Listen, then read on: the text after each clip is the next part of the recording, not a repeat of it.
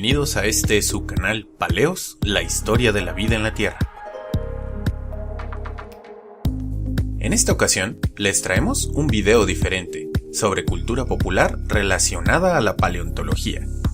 En esta ocasión analizaremos desde un enfoque paleontológico a las especies que aparecen en la cinta La Era de Hielo. Así que no te lo pierdas, que esto se pondrá muy interesante.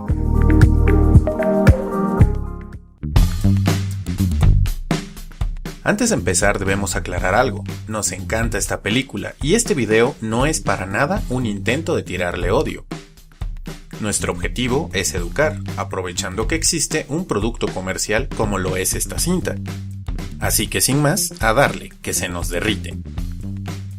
Empecemos por lo más importante, ¿qué y cuándo? Esta cinta se llama La Era de Hielo, en Latinoamérica, y La Edad de Hielo, en España. Y es llamada así por la serie de eventos glaciales o glaciaciones que tomaron lugar en los últimos miles de años, principalmente en el hemisferio norte y que son conocidos en su conjunto como la Era de Hielo, a pesar de haberse sucedido con lapsos interglaciales largos, como en el que estamos viviendo actualmente, y no de forma continua.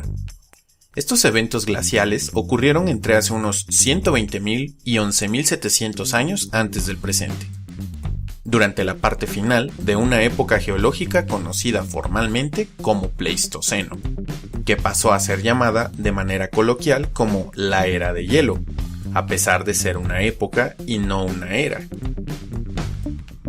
Cabe también destacar que esta Era de Hielo no fue ni por asomo la única que haya experimentado nuestro planeta, ni la más cruda ni la más larga, pero eso es tema para otro video. Si miramos la película, gracias a la fauna nos podemos hacer una idea de dónde sucede la trama. Al parecer, esta toma lugar en América del Norte, en alguna región entre Montana, Alberta y la Columbia Británica, entre los gigantescos bloques de hielo laurentino y cordillerano. Esto lo sabemos por la trama del cierre del paso entre estas masas de hielo, lo cual nos ayuda a reducir la temporalidad de la cinta, pues el paso entre estos bloques de hielo se abrió aproximadamente 14.000 años antes del presente. Y de hecho, esta temporalidad se apoya también por la presencia de humanos de la cultura Clovis en la película, que son los papás y los parientes del bebé protagonista de la cinta. Y antes se creía que los Clovis fueron los primeros habitantes del continente, aunque hoy sabemos que esto no es cierto. Los Clovis aparecen en el registro arqueológico 11.500 años antes del presente, al final del último evento glacial, el Wisconsin. O sea, que los animales de la cinta estaban viviendo sus horas contadas en el planeta, pues pronto comenzarían a extinguirse por el cambio climático y la presión de los humanos. Lo siento, Sid, Bodo que hubiera vendido tu alma por un elote, si hubieran existido durante ese tiempo. Ahora sí, iniciemos este listado en el orden de aparición que tuvieron los animales de la Era de Hielo. Scrat. Este pequeño, que aparece en todas las secuelas y cortos de la franquicia, es una suerte de ardilla con dientes de sable. Hoy en día se dice que este personaje está inspirado en un Cronopio dentiacutus, que era una especie de mamífero de la superfamilia Driolestoidea, que vivió durante el Cretácico, en lo que hoy es Argentina, pero en realidad no es de esta especie. Cronopio fue descrito en 2011, y dado que la película salió en 2002, 9 años antes, y su idea data de 1997, es imposible que Scrat fuera un cronopio. Aquí lo que tenemos es un caso muy curioso donde el cine ha predicho a la realidad, o algo por el estilo. Scrat está basado realmente en el arquetipo de una ardilla cualquiera mezclado con rata, y de hecho de allí toma su nombre, de squirrel y rat, Scrat. Pero, ¿por qué tiene dientes de sable si ningún roedor tiene tal cosa? Eso es porque se tiene la idea popular de que todo en la Era de Hielo tenía dientes de sable, cuando en realidad no es el caso. Y por cierto, a Scrat le faltan los característicos incisivos en forma de cincel que todo roedor posee. Y esto probablemente se deba a que los incisivos de roedor más los dientes de sable ya se verían mal en el diseño del personaje. En conclusión, Scrat no es una especie que exista realmente. Y aquí técnicamente aparece la escena de la migración, pero primero veamos al cast principal de protagonistas. Manny. Este personaje es quizá uno de los más fácilmente reconocibles, pues se trata de un mamut lanudo, de la especie Mammutus primigenius. Sin embargo, lo que el gran público desconoce es que solo esta especie era lanuda, pues se suele pensar que todo mamut era peludo, y no. El resto de especies de estos proboscidios eran más semejantes a los elefantes asiáticos, ya que presentaban poco pelo en el cuerpo. Y si confundes a Manny con un mastodonte, te dejaré por aquí una tarjeta a un video que hicimos donde explicamos la diferencia entre estos dos proboscidios. Sid. Quizá el personaje más simpático de la cinta, Sidney, alias Sid, es un perezoso, como lo deja claro en repetidas ocasiones, así como el resto de los personajes, que se refieren a él de esta manera.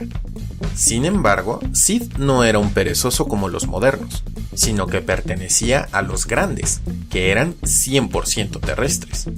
Y de todas las especies de perezoso terrestre que existen, Sid era ni más ni menos que...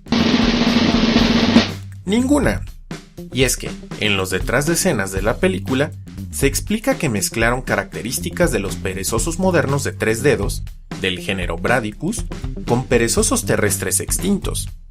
Y es que Sid tiene muchas licencias creativas.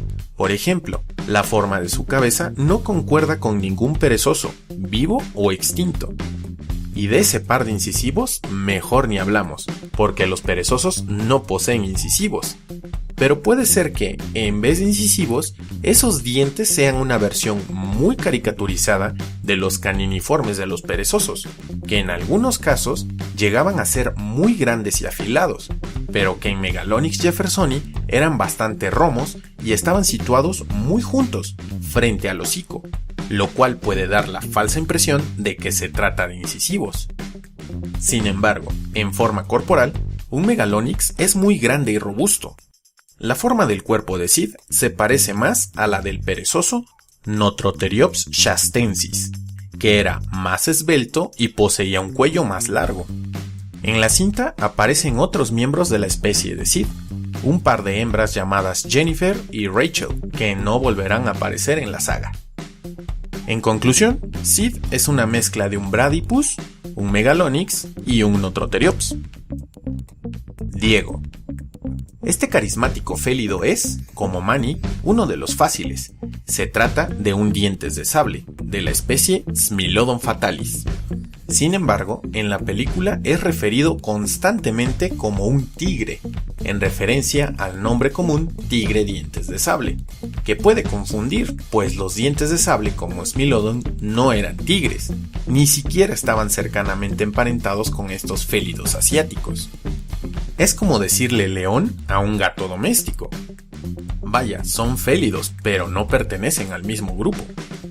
El responsable de este nombre común que tanta confusión ha generado fue ni más ni menos que el mismísimo paleontólogo que describió a Smilodon fatalis, Joseph Leidy, quien en 1889 usara por primera vez el nombre común de tigre dientes de sable, en referencia a que creía que eran de tamaño similar, cosa que no es cierta, ya que los tigres son mucho más grandes que los dientes de sable.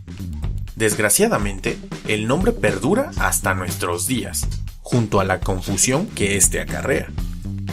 En la cinta aparecen otros miembros de la especie de Diego, los villanos de la película, y aunque en medios no oficiales se dice que el Smilodon robusto, llamado Lenny, es un Homotherium, un dientes de cimitarra, en realidad solo es un dientes de sable con un diseño de personaje distinto del resto.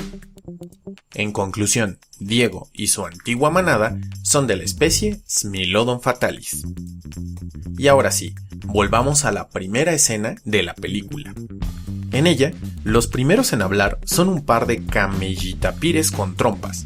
Estos personajes sin nombre son ni más ni menos que miembros de la especie Macrauchenia patagónica, un miembro del extinto orden Litopterna, que pertenecía al grupo de los Meridiungulata, un grupo de mamíferos exclusivo de Sudamérica que se desarrolló de forma independiente en aquel subcontinente, cuando éste estaba separado de América del Norte por casi todo el Cenozoico.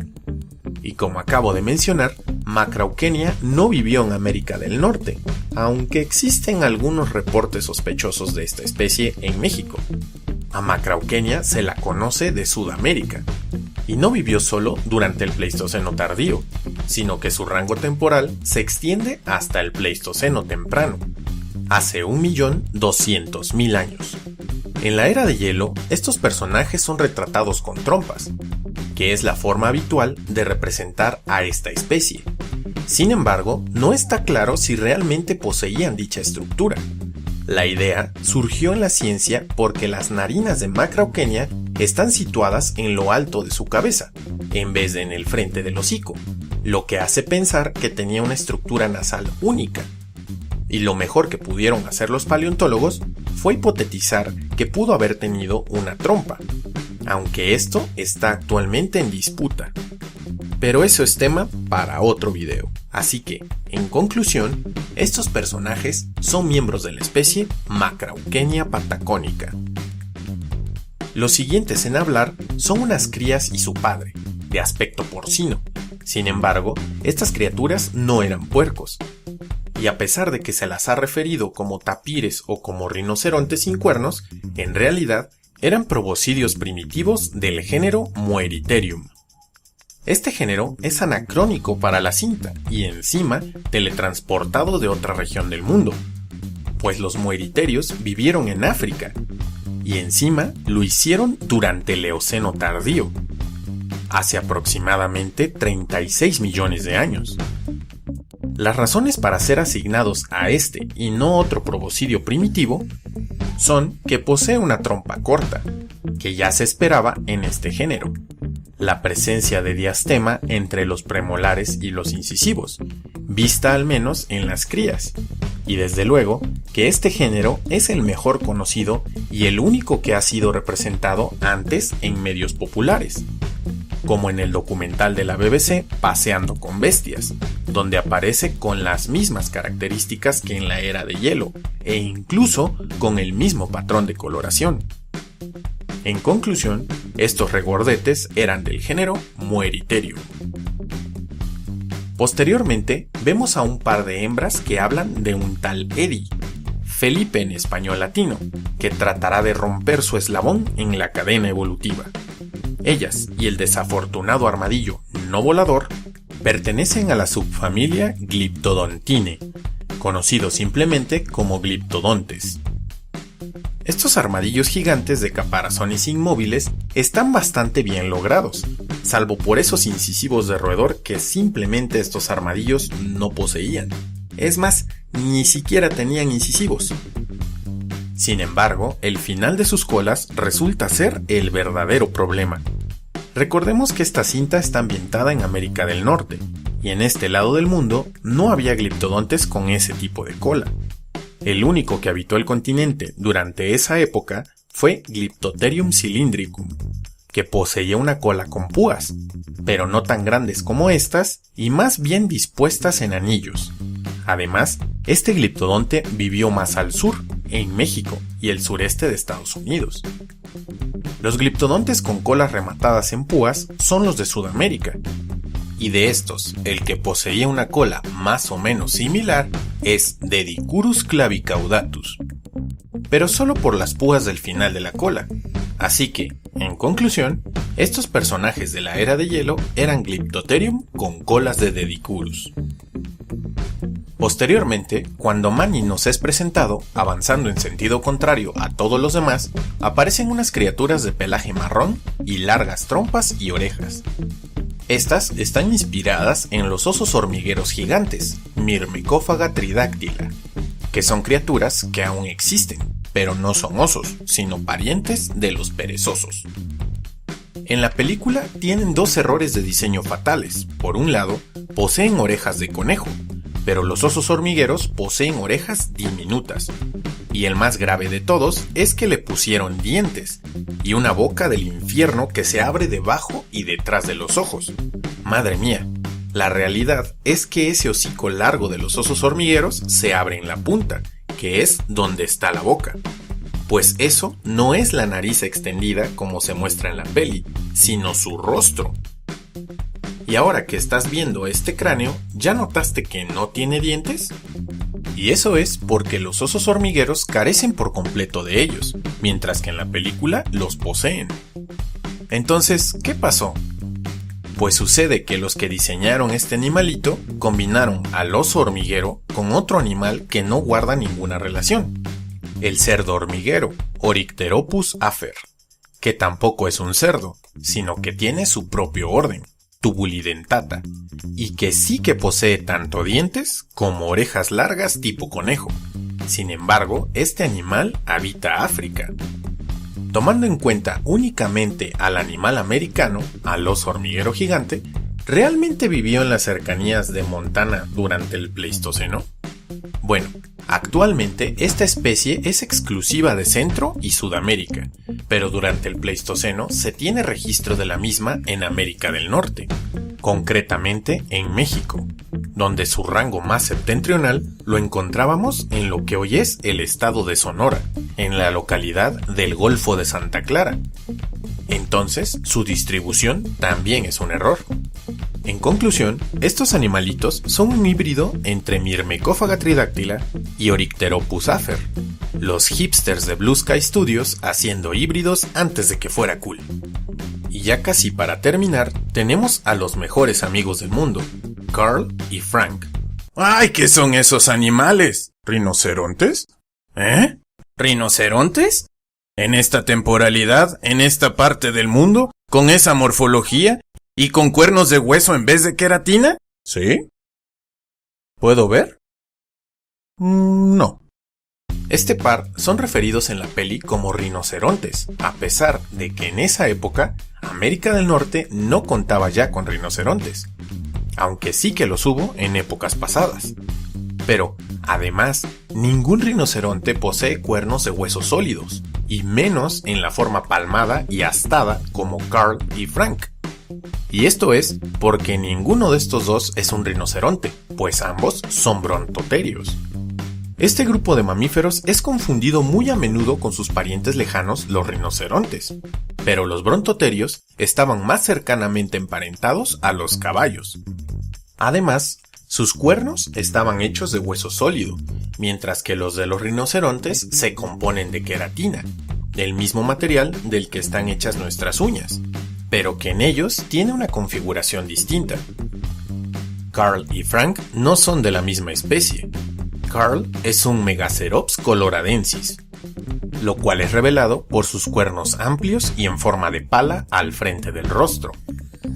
Frank, por otra parte, es quizá una versión muy estilizada de Brontops robustus, que poseía los cuernos separados y en forma de horquilla. Frank, además, porta un cuerno en la frente, que no existe en los brontoterios, por lo que es solo una licencia creativa. Ambas especies vivieron en América del Norte, en las grandes planicies, por lo que su ubicación geográfica no está nada mal. Lo que sí que está mal es su temporalidad, pues las especies en las que se inspiran Carl y Frank vivieron durante el Eoceno, hace unos 35 millones de años. Y no hace solo unos miles de años, que es cuando toman lugar los eventos de la era de hielo. De cualquier forma, se agradece el guiño, voluntario o no, a la separación de nicho entre Carl y Frank, pues mientras este último posee un labio prensil, Carl no lo posee, de forma análoga a la morfología que presentan el rinoceronte negro y el rinoceronte blanco, dos especies emparentadas que coexisten en África, tal y como las especies de Carl y Frank coexistieron en las grandes planicies de América del Norte hace decenas de millones de años. En conclusión, Carl es un Megacerops coloradensis y Frank un Brontops robustus. Ya cuando la pandilla está junta y están buscando alimento para Roshan, alias Bodoque, se topan con una sandía y de inmediato son robados por un dodo. Este les conduce a donde hay más de estas aves no voladoras y torpes. Y bueno, estas están inspiradas en el ave del mismo nombre, el dodo, Raphus cuculatus. Pero hay un pequeño detalle, pues el dodo no era un ave que habitase jamás América del Norte. Es más, ni siquiera habitaba continente alguno, pues era una paloma gigante insular, que solía vivir en la isla de Mauricio, ubicada en el Océano Índico, al este de Madagascar. Así que, esta parvada andaba muy pero muy lejos de casa. Pero eso sí, viajaron en el tiempo al 2000 antes de la era común de África para robar a los egipcios las sandías, pues estas plantas no existían durante el Pleistoceno, y menos en América del Norte. Los dodos no se extinguieron durante la era de hielo como la peli sugiere. De hecho, está en duda si siquiera habían evolucionado, pues los subfósiles de esta ave datan todos del Holoceno, la época posterior al Pleistoceno. Como fuera, los dodos se extinguieron durante épocas históricas, en el año de 1693. Bonus. En las cavernas donde Sid se separa del grupo, aparte de ver una secuencia evolutiva ficticia de Sid, podemos ver spoilers de entregas futuras de la saga, como un dinosaurio o un platillo volador. El dinosaurio es una caricatura generalizada de un terópodo cualquiera, que podría estar basado en un T-Rex, pero que posee brazos largos con 3 dedos, por lo que bien podría ser un Allosaurus, lo que concuerda con su tamaño, menor al de los dinosaurios que aparecerían más adelante en la saga. Así que, aunque los protagonistas fueron todos animales que sí vivieron durante el Pleistoceno en América del Norte, hay algunos animales sudamericanos que no pintan mucho aquí, pero no es como que esto fuera un documental. Así que tranquilos, la razón de tanto animal sudamericano es quizá porque el codirector de la cinta, Carlos Saldaña, es brasileño. Como fuera, esta cinta es sin duda un referente obligatorio para los que trabajamos con fauna del Pleistoceno, y nos sirve como vehículo para poder hacer divulgación científica usándola como pretexto. Esperamos que más cintas o series incluyan a más fauna del Pleistoceno, de aquellas grandes bestias que alguna vez coexistieron con nuestros antepasados durante la última era de hielo. Voy a enseñar. 1, 2. Sacunda la bondad. 3, 4. Implante el piso. 5, 6. Repita conmigo otra vez. 1, 2, 3, 4, 5, 6, 7, 8.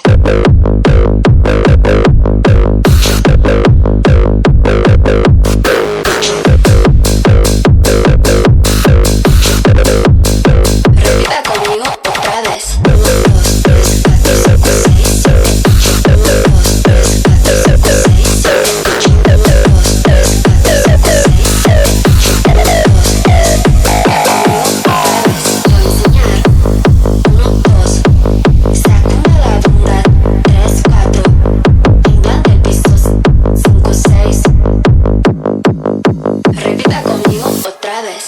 2, 3, 4, 5, 6, 7, 8. 1, 2, 3, 4, 5, 6, 7, 8. 1, 2, 3,